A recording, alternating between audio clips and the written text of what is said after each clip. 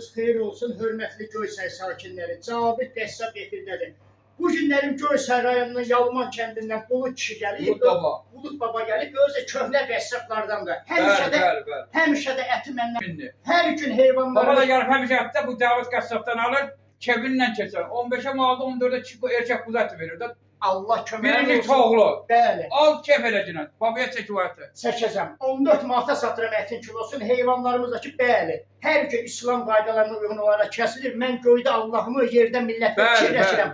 Ona görə 14 manata satıram. Ətin də kilosun, quyruğun da kilosun. Allah millətimizi qorusun. Amin Allah. Sizlərin hər birinizə bir xahişim var. Bu videoya baxın, bəyənin, paylaşın ki, qoy hamının qarşısına çıxsın, görsünlər ki, Azərbaycanda Göysəydə 14 manata erkək heyvanları... Şimdi o satan yoxdur. Şimdi o satan yoxdur. Özlə bu əti. Mən bu işin için deyəm ki, bu ümini gəlib oradan burada 17-18 manata satılan əti. Bəli. Cavabit qəssab 050 418 15 53.